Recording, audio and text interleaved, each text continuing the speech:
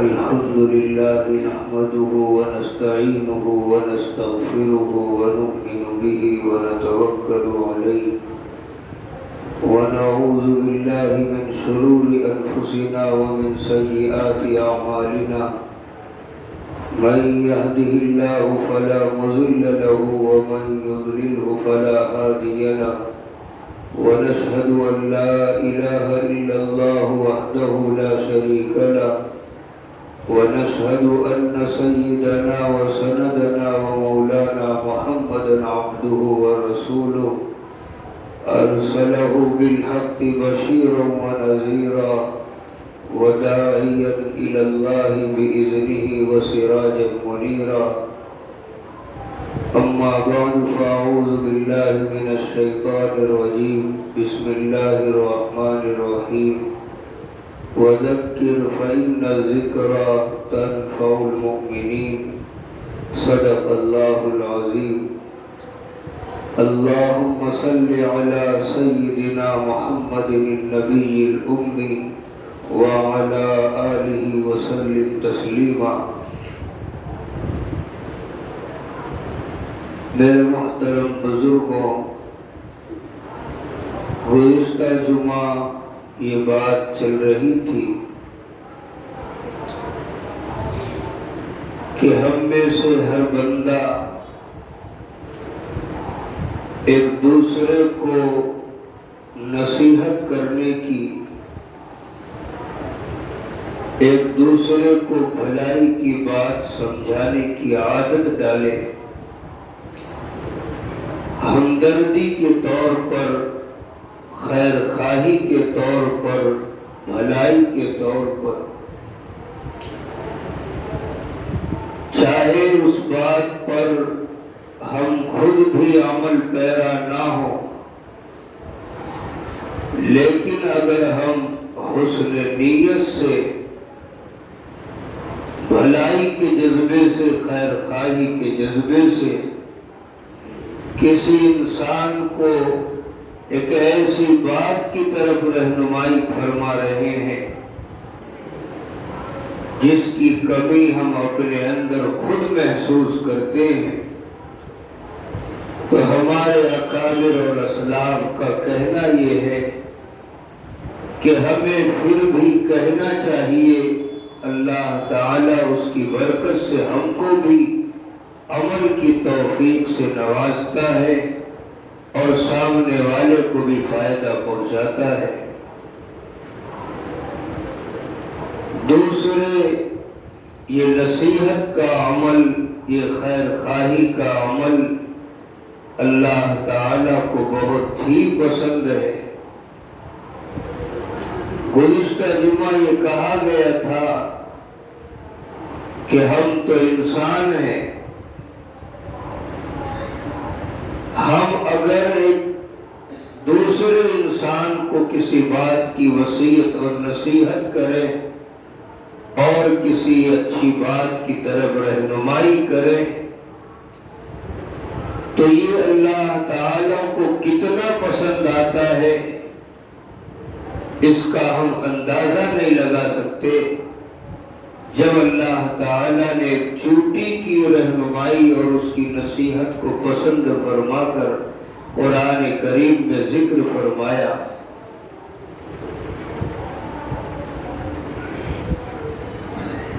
کہ ایک چوٹی نے اپنی دوسری چوٹیوں سے ایک وقت ایک بات کہی کہ ایک مرتبہ سلیمان علیہ السلام کا قافلہ اور لشکر آ رہا تھا، راستے میں چوٹیاں چل رہی تھی، ایک چوٹی نے اپنی چوٹیوں سے کہا کہ دیکھو حضرت سلیمان علیہ السلام کا لشکر اور قافلہ آ رہا ہے، تم لوگ اپنے بلوں اور سوراخوں میں چلے جاؤ، ایسا نہ ہو کہ ان کے قافلے کے لوگوں کے پاؤں کے نیچے تم چلی جاؤ۔ یا ایھا النمل ادخلوا مساکنکم، اے چوٹیوں اپنے بلوں اور سوراخوں میں چلی جاؤ۔ اللہ تعالیٰ کو اتنا پسند آیا کہ اس کا ذکر قرآن کریم میں فرمایا اور اس سورت کا نام بھی اس چوٹیوں کے نام سے رکھ دیا۔ اسی طرح حضرت لقمان علیہ السلام ایک اللہ کے بہت ہی برگزیدہ بندے گزرے ہیں۔ کہا جاتا ہے کہ حبشہ کے رہنے والے تھے، کالے رنگ تھے، لیکن اللہ تعالیٰ کے یہاں بڑا مقام اور مرتبہ تھا۔ ان کے نام سے بھی اللہ تعالیٰ نے قرآن کریم میں ایک سورت رکھی ہے، اور اس سورت میں انہوں نے اپنے بیٹوں کو نصیحتیں کی ہے، اس نصیحت کا بھی ذکر فرمایا ہے۔ اور یہ بھی کہا جاتا ہے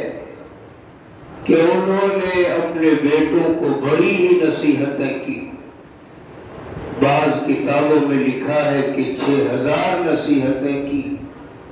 بعض کتابوں میں لکھا ہے کہ 4000 نصیحتیں کی۔ لیکن جو بات ہمارے سننے کے قابل ہے وہ یہ کہ ایک بار اپنے بیٹے کو مخاطب کر کے فرمایا کہ میرے بیٹے، میں 4000 نصیحتوں میں سے 4 نصیحتوں کا انتخاب کر کے تجھے میں نصیحت کرتا ہوں۔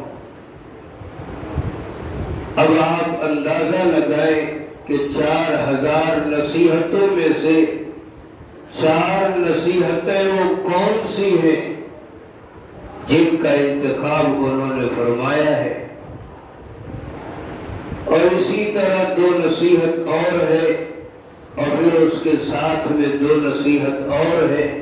اس طرح کل 8 نصیحتیں ہوتی ہیں۔ سب سے پہلی نصیحت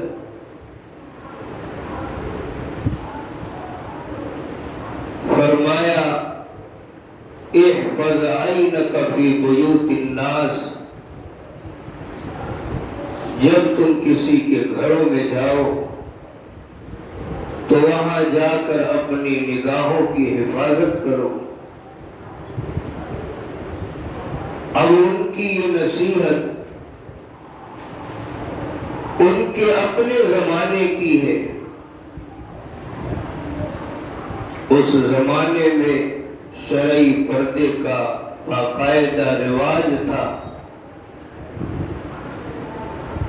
لیکن چونکہ گھروں میں اتنی چھپنے چھپانے کی جگہ نہیں ہوتی تھی،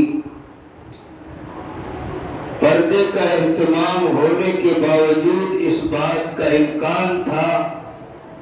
کہ کہیں سے نگاہ اہل خانہ پر پڑ نہ جائے،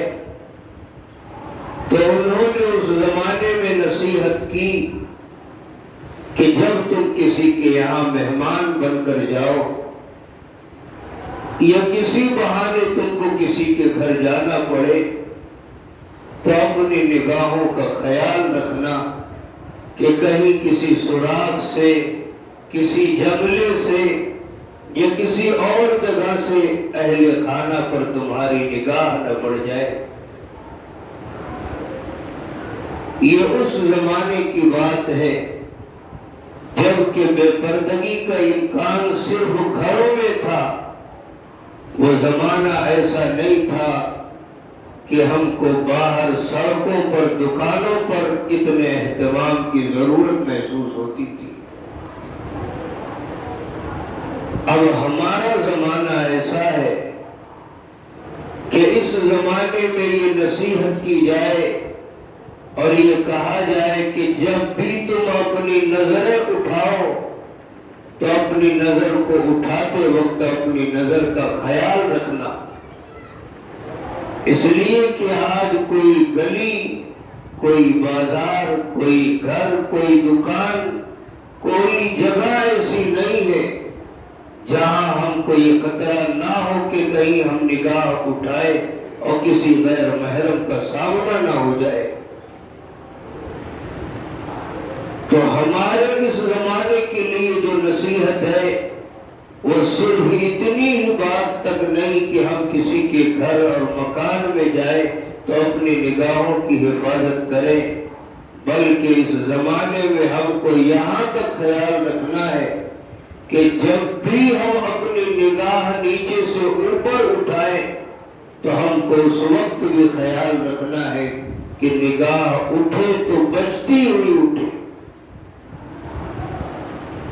تو ایک نصیحت یہ تھی کہ جب تم کسی کے یہاں جاؤ تو اپنی نگاہوں کی حفاظت کرو، یہ اس لیے کہ اگر تمہاری نگاہ اچانک اہل خانہ پر پڑتی ہے تو یہ ایک طرح کی اہل خانہ کے ساتھ ہماری خیانت ہوگی، بدسلوکی ہوگی۔ دوسری نصیحت فرمائی احفظ لسانک فی مجالس الناس، کہ جب تم لوگوں کے پاس بیٹھو، لوگوں کی مجلسوں میں بیٹھو تو اپنی زبان کی حفاظت کیا کرو۔ ظاہر ہے کہ اکیلے بیٹھ کر کوئی کچھ نہیں بکتا، اکیلے بیٹھ کر کوئی کسی کی غیبت نہیں کرتا، کوئی کسی پر بہتان نہیں لگاتا۔ یہ زبان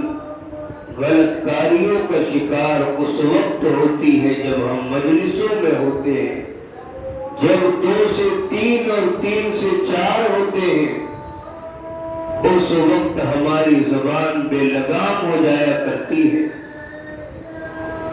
پھر اسے اس وقت کچھ احساس نہیں ہوتا کہ ہم نے کس کی غیبت کی، کس پر ہم نے تہمت لگائی، کس پر ہم نے بہتان لگایا، اور نتیجہ یہ ہوتا ہے کہ جب ہم مجلسوں سے اٹھتے ہیں تو ہم نہ جانے کتنے گناہ اپنے نامہ اعمال میں درج کرا کر اٹھتے ہیں،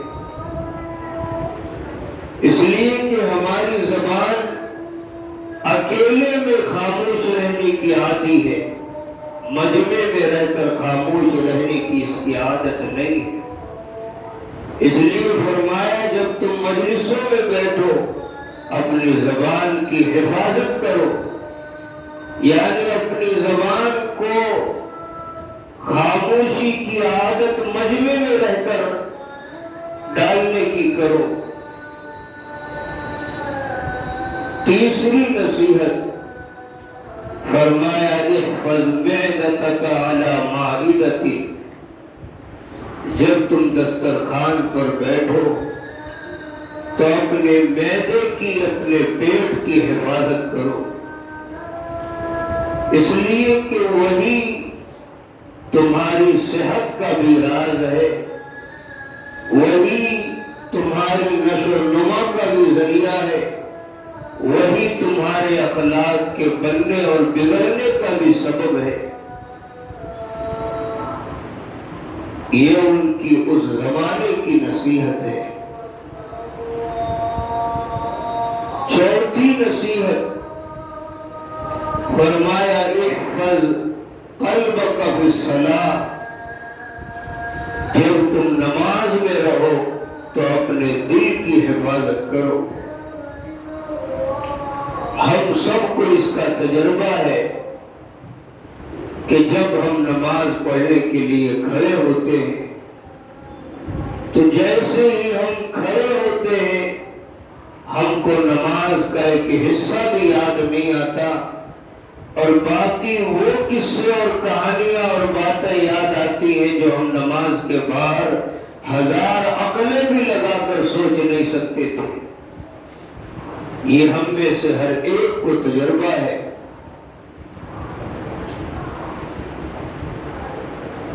ایک مرتبہ ایک شخص اپنا روپیہ پیسہ کہیں رکھ کر بھول گیا، اور اسے یاد ہی نہیں آ رہا ہے۔ وہ زمانہ تھا امام اعظم ابو حنیفہ رحمۃ اللہ علیہ کا۔ امام صاحب کے پاس آیا، اللہ تعالیٰ نے آپ کو بڑی ہی ذہانت کا مالک بنایا تھا، آگے کہنے لگا کہ حضرت نہ معلوم میں نے پیسہ کہاں رکھ دیا کہ یاد ہی نہیں آ رہا ہے۔ امام صاحب نے فرمایا جا کر 2 رکعت نفل کی نیت باندھ کر کھڑے ہو جاؤ، اس لیے کہ بات 100% تجربے کی ہو چکی ہے کہ انسان جیسے ہی نماز میں کھڑا ہوتا ہے نماز تو اولاً بھول جاتا ہے اور وہ ساری باتیں یاد آ جاتی ہے جو کبھی نہیں یاد آتی تھی۔ تو انہوں نے اپنی ذہانت سے یہ بات کہی کہ جا کر نفل نیت نماز کی باندھ کر کھڑے ہو جاؤ۔ تو لقمان علیہ السلام نے اپنے بیٹے کو اس وقت نصیحت کی، احفظ قلبک فی الصلاۃ، میرے بیٹے جب تم نماز کے لیے کھڑے ہو اس وقت اپنے دلوں کی حفاظت کرو، کہیں کوئی خیال نہ آئے، کوئی وسوسہ نہ آئے۔ اب یہ 4 نصیحتیں ہیں، ہم غور کریں اور اندازہ لگائیں ان نصیحتوں میں سے کون سی نصیحت ایسی ہے جو آج صدیاں گزرنے کے بعد بھی ہمارے لیے قابل عمل نہیں ہے، بلکہ آج ان 4 نصیحتوں پر ان سے زیادہ عمل کی ضرورت ہے، اس سے زیادہ اہتمام کی ضرورت ہے جتنا ان کے زمانے میں تھی۔ اس کے بعد 5ویں اور 6ٹھی نصیحت کرتے ہوئے فرمایا کہ دیکھنا 2 چیزوں کو ہمیشہ یاد رکھنا اور 2 چیزوں کو ہمیشہ بھول جایا کرنا۔ وہ 2 چیزیں جو ہمیشہ یاد رکھنے کی ہیں، فرمایا ان میں سے ایک اپنی موت کو یاد رکھو، دوسرے اللہ تعالی کو یاد رکھو۔ پہلی چیز اپنی موت کو ہمیشہ یاد رکھنا، یہ ایسی چیز ہے جو بھلانے والی نہیں ہے۔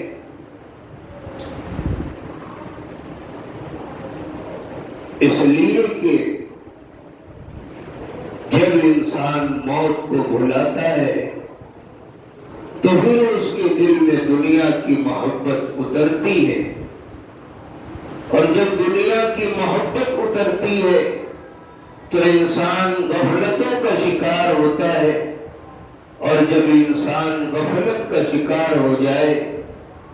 تو پھر وہ ہر قسم کے گناہ اور ہر نازیبا حرکت کا بھی شکار ہو جایا کرتا ہے، اور پھر جیسے جیسے اس کی غفلت بڑھتی جاتی ہے ویسے ہی بڑے سے بڑے گناہوں کا بھی وہ شکار ہوتا جاتا ہے، اور پھر بندہ دھیرے دھیرے اتنا ہی وہ اپنے دین سے، اتنا ہی وہ اللہ تعالی سے، اتنا ہی وہ نیکیوں سے دور ہوتا چلا جاتا ہے، اور اتنا ہی شیطان سے، اتنا ہی جہنم سے اور گناہوں سے قریب ہوتا چلا جاتا ہے۔ تو ان غفلتوں کو دور کرنے والی اور دل سے دنیا کی محبت کو نکالنے والی اگر کوئی چیز ہے تو بس ایک چیز ہے موت۔ اس کو یاد رکھو، جتنا جو انسان اپنی موت کو اپنے دل میں یاد رکھے گا اتنا ہی وہ نیک بنتا چلا جائے گا، اتنا ہی اس سے غفلتیں دور ہوتی چلی جائے گی، اتنا ہی وہ گناہوں سے دور ہوتا چلا جائے گا۔ اسی لیے نبی علیہ السلام نے اپنے ارشادات میں موت کو یاد رکھنے کی بڑی تاکید فرمائی۔ ایک جگہ فرمایا لذتوں کو توڑنے والی اور لذتوں کو ختم کر دینے والی چیز کو یاد کرو، اور وہ چیز ہے موت۔ جتنا انسان اپنی موت کو یاد رکھے گا اتنا ہی اس کے دل سے دنیا کی محبت دور ہوتی جائے گی، اور اس دنیا سے وہ صرف جائز حد تک اپنی ضرورت کو اس سے دوست تعلق رکھے گا۔ تو فرمایا اپنی موت کو ہمیشہ یاد رکھو، یہ بڑے ہی کام کی چیز ہے، بڑے ہی فائدے کی چیز ہے۔ اس سے بڑا انسان کو اور کیا فائدہ چاہیے کہ وہ انسان کے دل سے دنیا کی محبت کو کھینچ کر نکالتی ہے۔ اسی دنیا کی محبت میں تو انسان آج الجھنوں کا شکار ہے، بے چینیوں کا شکار ہے، فکروں کا شکار ہے۔ اور انسان جو موت کو یاد کرتا ہے، یہ اس کو دنیا کی الجھنوں سے بے فکر کر دیتی ہے۔ اسی حدیث میں دوسری روایت میں اس کے آگے ایک اور لفظ آیا ہے جس کا حاصل یہ ہے کہ جب تم مال کی فراوانی کے زمانے میں موت کو یاد کرو گے تو مال فراوانی کے ہونے کے باوجود تم کو کم معلوم ہوگا، اور جتنا مال کی کمی ہونے کی حالت میں اپنی موت کو یاد کرو گے اتنا ہی وہ مال تم کو زیادہ معلوم ہوگا۔ یہ موت کی عجیب ہی صلاحیت ہے۔ انسان کے پاس بے انتہا مال ہو، جب وہ موت کو یاد کرتا ہے تو اسے کم معلوم ہوتا ہے، اس لیے کہ وہ اس مال سے اس دنیا سے صرف ضرورت کی حد تک تعلق رکھتا ہے، اس کے دل میں وہ مال نہیں ہوتا۔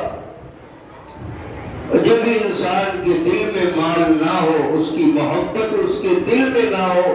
تو چاہے پوری دنیا بھر کر اس کے پاس مال و دولت ہو، اس کا کوئی نقصان ہونے والا نہیں ہے۔ تو فرمایا اپنی موت کو یاد کرو، یہ تمہارے لیے بڑے کام کی چیز ہے۔ چھٹی نصیحت کہ اپنے دل میں اللہ تعالی کی یاد کو زندہ رکھو، ان کی یاد سے اپنے دل کو آباد رکھو، اور انہیں یاد ہی کرنے کے لیے ہم اس دنیا میں آئے ہیں، ان کو پہچاننے کے لیے ہی اس دنیا میں ہم آئے ہیں۔ اللہ تعالی نے ہم کو پیدا کیا، اور اس کے بعد دنیا کی ہر نعمت کو جو پیدا کیا وہ صرف اس لیے کہ ہم اسے دیکھ کر اپنے خالق کو یاد کریں، اپنے مالک کو یاد کریں، اپنے مالک کو پہچانیں۔ اور ایسا عموماً ہوتا ہے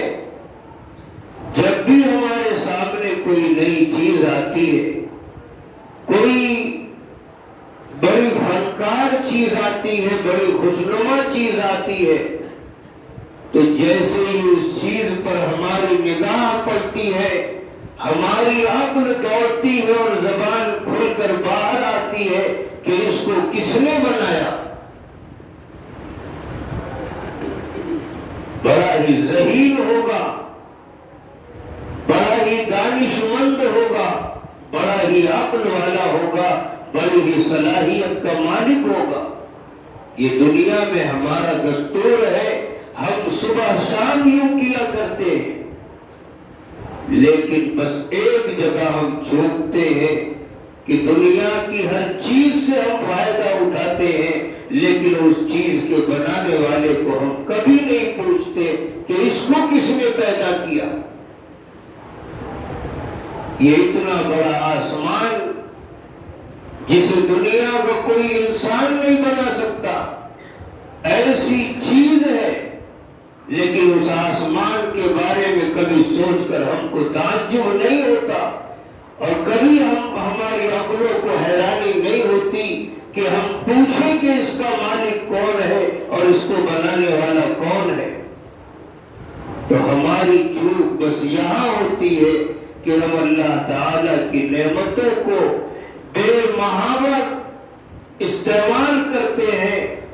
اپنے مالک کو بھول جاتے ہیں۔ تو فرمایا اپنے مالک کو اپنے دل میں یاد رکھو، اسے یاد کرنے ہی کے لیے دنیا میں آئے ہو۔ جگ میں ادھر ادھر دیکھا تو ہی نظر آیا جدھر دیکھا۔ ہم نے جس چیز پر دنیا میں نظر ڈالی، ہر چیز سے ایک ہی بات کا سبق ملتا ہے کہ اللہ تعالی موجود ہے۔ ہر چیز ہم کو اسی بات کا پتہ دیتی ہے کہ اللہ تعالی موجود ہے، لیکن کوئی شخص یہ نہیں کہہ سکتا کہ ہم نے اللہ تعالی کو دیکھا ہے۔ یہ عجیب ہی بات ہے کہ ہم نے دیکھا بھی نہیں ہے، ہم کو انکار بھی نہیں ہے۔ تو میرے محترم بزرگوں، واقعی اللہ تعالی کی یاد ایسی چیز ہے، کہا جاتا ہے کہ اپنے مالک کو یاد کرنے سے اس کی محبت دل میں آتی ہے، اور اس کی محبت ہی ساری اطاعتوں کی جڑ اور بنیاد ہے۔ جس دل میں جتنا اس کی محبت ہوگی، اتنا ہی وہ اپنے مالک کا فرما بردار ہوگا۔ جس دل میں جتنا ہی اپنے محبوب سے محبت ہوگی، اپنے معشوق سے عشق ہوگا، اتنا ہی وہ اپنے معشوق اور محبوب کا وفادار اور اطاعت گزار ہوگا۔ آج اگر ہم اعمال صالحہ کے کرنے سے محروم ہیں، اطاعت سے ہم محروم ہیں، غفلتوں کی زندگی کا شکار ہے، تو وہ اس لیے نہیں کہ ہم نہیں جانتے کہ ہمارا خالق اور مالک کون ہے، وہ اس لیے نہیں کہ ہم نہیں جانتے کہ اس نے ہمیں کہا کیا ہے، وہ اس لیے کہ ہم اپنے مالک کو پہچانتے نہیں ہیں، اس کی محبت ہمارے دل میں نہیں ہے، اس لیے آج اس کی اطاعت سے بھی ہم دور ہیں۔ تو یہ چھٹی نصیحت کی کہ دو چیزوں کو ہمیشہ یاد رکھنا، ایک تو اپنی موت کو، دوسرے اللہ تعالی کو۔ ساتویں اور آٹھویں نصیحت کہ جب تم کسی کے ساتھ احسان کرو تو احسان کر کے اس کو بھول جایا کرو، ورنہ عموماً یہ ہوتا ہے کہ ہم نے کسی پر احسان کیا اور اس میں اس احسان کا ہم کو کوئی بدلہ بھی نہیں دیا، بلکہ خدا نخواستہ کبھی اس نے ہم کو کوئی تکلیف پہنچا دی، تو ہم اپنی ساری زندگی کے احسانات کی لسٹ اٹھا کر سامنے رکھ دیتے ہیں کہ ہم نے فلاں وقت اس کے ساتھ یہ احسان کیا، فلاں وقت اس کے ساتھ ہم نے یہ ہمدردی کی، فلاں وقت ہم نے اس کے ساتھ یہ مدد کی، اس نے ہمارے ساتھ ایسا کیا۔ ایسا ہے کہ اب ہمدردی کا زمانہ نہیں رہا، اب احسان اور خیر خواہی کا زمانہ نہیں رہا۔ ہم اپنے احسان کو چھپاتے نہیں ہیں، اسے کر کے یاد رکھتے ہیں۔ ہاں ایک صورت ہے جب ہم اس کو چھپاتے ہیں کہ سامنے والا بھی ہم پر اس سے زیادہ احسان کر دے تو ہم اپنے احسان کو ظاہر کرنے سے خاموش رہتے ہیں، ورنہ عموماً یہ ہوتا ہے کہ بندہ جب کسی پر احسان کرتا ہے اور ذرا سی اس کے خلاف معاملہ پیش آئے تو لسٹ بنا کر سامنے رکھ دیتا ہے۔ تو فرمایا جب تم کسی کے ساتھ احسان کرو، احسان کر کے اس کو بھول جایا کرو۔ آٹھویں چیز فرمایا جب تم کو کوئی تکلیف پہنچائے، تم کو کسی نے ستایا ہے، تم کو کسی نے پریشان کیا ہے، اس پریشانی کا بھی کبھی تذکرہ نہ کرو، اس کو بھی بھول جایا کرو، اور اللہ واسطے اسے معاف کر دیا کرو، اور جب تم نے معاف کر دیا تو اس کا ذکر کرنے کی کوئی ضرورت نہیں ہے۔ اور تکلیفیں یہ پیش آیا کریں گی، اس لیے کہ اس دنیا میں ہر انسان ایک دوسرے انسان سے مل کر ایک دوسرے کی خدمت کرتا ہے، اپنے دین کے بھی کام کرتا ہے، اپنی دنیا کے بھی کام کرتا ہے۔ تو ایسا بہت ہی ناممکن ہے کہ کسی کی طرف سے ہم کو کوئی تکلیف پیش نہ آئے، کوئی مصیبت پیش نہ آئے، کوئی تنگی پیش نہ آئے۔ یہ دنیا میں ہونا ہے، اس لیے فرمایا کسی کی طرف سے کوئی تکلیف آئے، کوئی مصیبت آئے، اسے یاد مت رکھا کرو، اسے بھول جایا کرو۔ اور جتنا تم بھلاؤ گے اتنا ہی اپنے فریق مخالف سے بڑی جلد دلی دوستی ہوگی،